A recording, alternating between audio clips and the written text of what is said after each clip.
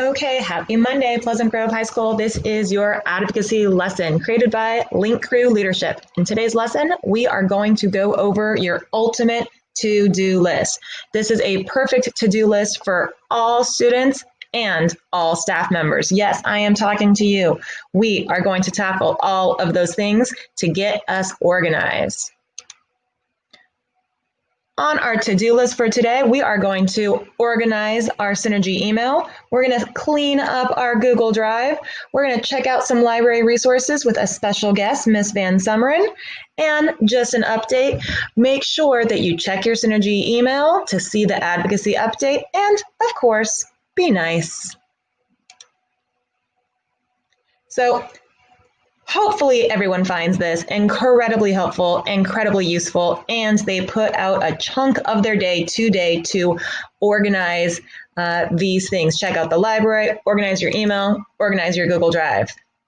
Now, you might be saying to yourself, I don't need to organize my Synergy email. Well, let's take a quick test. 1, do you ignore the large number of unread emails in Synergy? 2, have you ever said, I didn't get that email, knowing that you didn't even bother to check? And 3, are all of your emails sitting unorganized in your Synergy email? If you answered yes to any of these, then this lesson is for you. How many emails do you have unread in Synergy? Do not even bother. I think it's really important that all of us at Pleasant Grove High School tackle this one step at a time. Step 1, go into Synergy email, first and foremost, and decide what emails to keep and what emails to trash. If you can see my email right here, I have 281 unread emails. Not good. Step 2, create folders for emails that you want to keep. You might want to create folders by class, by quarter, an email folder called Follow Up as soon as possible, or an email folder entitled Need to Reference. Here's a tip. If you are looking for an email, use the search feature. So don't be nervous that if you delete your emails or if you put them in folders, you will not be able to find them again. You will be able to find them again. There is a search bar right here, and you can search from, you can search subject as well.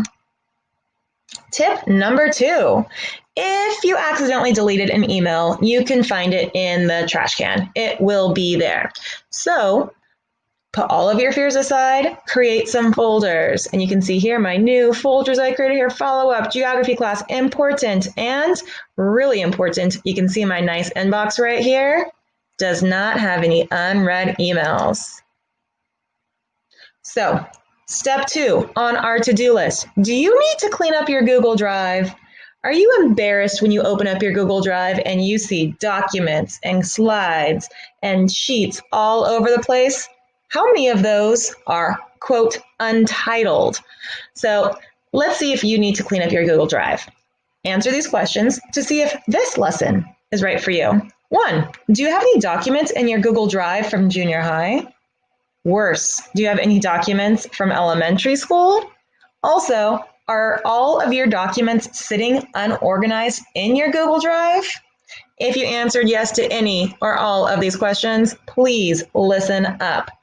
Step 1, most important thing, is admit that you have a problem and you got to deal with it. Right now, I'm going to warn you, this is going to take a chunk of your time. This could take 20 or 30 minutes. This is a screenshot of a section of my Google Drive that's unorganized. Step 2, create folders. Just like with your Google email, create folders. And you do that by clicking Create and then Folder right here. Just like with email, you can create folders based on the quarter, based on the semester, based on class title as well. Now, once you have your folders, color code those folders. Do so by right-clicking on the folder and clicking Change Color. That way, you know that you're going to go to that green folder or that red folder or that purple folder, and you know how to find your documents easily. Step 4, decide what emails to keep and what emails to trash. This is going to be very difficult, especially if you're like me and you had about 50 untitled documents. You have to open up every single one of those documents and see what it is, and either trash it, make sure you name it, and put it in its appropriate folder. This is something, like I said, it could be quite lengthy. This video right here was 45 minutes, and I made it super fast down to 1 minute, and I'm not even halfway through with cleaning up my Google Drive. But this is something incredibly valuable.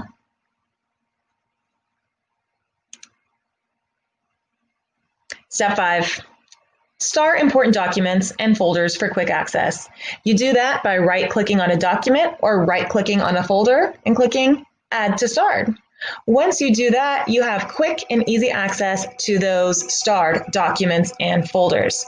You can see from the left-hand side for Step 5, when you add a star to documents or to folders, you can access those documents quickly by just clicking starred, and then all of those appear on your Google Drive. Don't forget Step 6, to organize that shared with me folder. And that can be incredibly tedious, especially since you might not even know what is in that folder because people are just sharing everything with you. Now, a lesson on checking out library resources from a distance. So coming up next is going to be my interview with Miss Van Summeren. Hope you find all of this super helpful. Bye, PG. So good morning. I'm Mrs. Van Summeren. I'm the Pleasant Grove High School librarian. I've been a librarian here for 14 years, and prior to that, I was an English teacher. I taught middle school and high school English. Today, I'm going to just give you a few minutes overview of what the library homepage looks like so that you can find your resources to help you with your homework or studying. Probably one of the most important things you need to know is when you go to access the databases, they're called the EBSCO databases, is you want to know the user is PG Student and the password is PG Student 20 and the S is a $sign. So those are probably two really important. That's why I highlighted them for you. Now, there's two ways you can access the library resources. You can do it from your portal, which you're looking at my portal.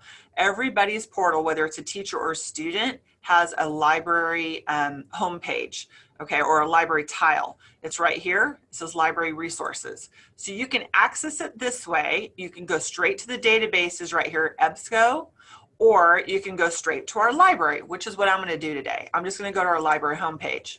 So this is the library homepage, and it's full.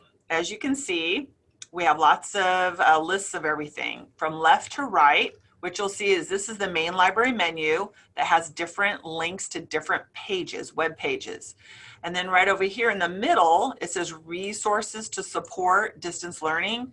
That's really created for everybody now that we're at home distance learning. We made these quick links for you. So if you want a free ebook, we're actually giving away print books, and that's a fun thing to click into and read about that. We have a new program we're doing this year where we're giving away books free, and that's what this link is for. And then we have video tutorials, which you don't have to be a CAM student, but we share, Albion and Pleasant Grove, we share the same tutorials. And then down here we have free audiobooks lists, online free ebooks, and then here's the online research tools and so forth, okay? And here's where you can quickly email me if you want to talk to me via email. If I wanted to click on a little help for online research tools, I can click on this right here, and it takes me to a page, a Wakelet page, that gives you some visuals of research or how to log into EBSCO and different tutorials on the databases. So you can actually click into these and watch how to use the database. But I'm talking to you live via video, and I'm going to show you just how to do it. So this is the EBSCO link right here that you can get into here, or like I said, on your portal right over here. So there's a couple ways to enter, but you cannot Google EBSCO databases. You can't. If you do, they're going to try to sell them to you, and they're for free on our library homepage. So just enter this right here, this tab, EBSCO host. The username, again, is PG Student, and the password is PG Student with the $sign. Of course, I'm going to type it wrong now on the spot. And there you go. And you know you're in because it says Pleasant Grove High School right here, select a resource, and it lists 13 different databases. This is where everybody gets blown away and goes, whoo, which one do I go to? I have no idea. So I always tell students using the databases is kind of like picking the right shoes for what activity you're doing. So databases, you were going to pick the right one to fit whatever research you're doing. So for example, if you were doing a biographical research on an author or a scientist or an engineer, you would pick this Biography Reference Center database. If you're doing a general research on any topic, whether it be the election coming up or global warming or something, you would pick this one in the center, Explore a Secondary. It's just a general one-stop shop, and I'll show you that one. If you were doing a debate for a class, whatever class you're in, you want to go to Points of View right here. Points of View is a pro-con database, which gives you 4 quick and easy articles. One's a pro, one's a con, one's an analysis, and one's a fact or opinion article, which is really helpful. So this is great for debates. If you're looking for just ebooks, you want to just read an ebook, nonfiction or fiction, this is the ebook collection. And then of course, if you're in English and you want to do literary reference because you're reading a play or you're doing a core novel and you need help with it, go to Literary Reference Center. And of course, anything science related, Biomed Academy or AP Bio or chemistry or regular science, go here to Science Reference Center, Explore a Secondary. So think about, I'm diving into this database. I want to see what's here. You have a certain topic. If you just want to explore, then they give you suggested topics like this one on hurricanes, or this is arts and literature, and click on more, and it unpacks way more topics under that general category, as you can see in alphabetical order. Okay, if I want to just explore health, you can unpack more, and there you go. So let's talk about maybe you're feeling a little anxiety over distance learning or just about everything in the news lately. I can do the quick click right there, and immediately it launches me into 208,607 articles. That's a little overwhelming. It's kind of like Googling. Now, the thing that's cool about databases, you don't see any pop-up ads. You don't see any interruptions because they're 100% academic. You know for a fact these are academic related sources. That's the beauty of why we use them over, say, just Googling. Okay, so I'm going to show you how there's a list of anxiety sources here. And here's the main link, the hyperlink, and it shows you that this is a book. And the different types. It says right here, ebook. And then you can go down, there's some videos, and then I go down more, you get past ebooks. I don't really want an ebook. Maybe I just want an article. So what I could do is I could go over here to magazine and select the type of source I want. And you can use, a lot of these are called refine your results or limiters. And you can limit your search this way, either by what type of source you want or how soon it was, how recently it was published. That's a cool tool to use as well. See, and we narrowed it way down. Okay, or I can come down here and say, I want an easy reading article. And an easy reading means Lexile range. So if I want it super high level, like college level, then that's the highest Lexile reading range. If I want it easier to read because I don't want to get a headache with all of it, you can pick a much easier Lexile range. Okay, so that's what's cool about the database. It does a lot more for you. It's like having a helper with you that say Google can't do for you. Okay, so I'm going to just click on the third source real quickly. If the hyperlink launches me into the actual article. This article tells me right here that it's 3 pages. It's in color. It's kind of quick and easy to read. Gives me some ideas to calm.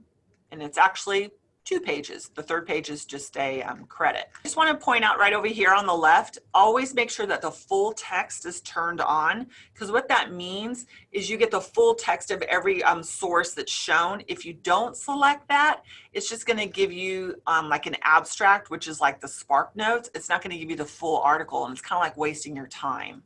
So I always tell students, make sure that that's checked when you're doing your searches. Okay, so that's pretty much the down and dirty of how to do Explora database. if you wanted to get some more info from me, here's where you need to go. As far as more on databases, scroll down and right over here where it says online research resources, that's just another fancy term for databases. So if I click on that, here's where the video tutorials are. Remember how I said why we use databases? The explanations right here, the difference between databases and say Googling and websites. It's really about academic related sources versus when you go Googling, it's like the Wild West and you can get actual sites that are fake sites. We had students who that happened to them. They were doing 3 days of research in the library on the Holocaust. And on the third day, the student asked me to say, how do I cite this source, this website? And I go, ooh, yeah, I don't see it on the bottom with the copyright and the sponsor. And we had to click 3 pages in, and it turned out it was a hate website that the student took notes for 3 days because he didn't evaluate the website very well. And he said, so I have to throw out all my notes for 3 days? I go, well, unless you want to turn in propaganda that's not correct and academic. So he says, I'm going to stick to the databases after this. I'm going to stay away from Google. And I go, good choice. There we are. I just want to say thank you for listening and nice meeting you, especially freshmen. Welcome to Pleasant Grove High School, even though we're virtual. And I hope to see you soon, all of you back at the library live and in person. If not this year, for sure a year from now. Okay, and I hope to see you soon.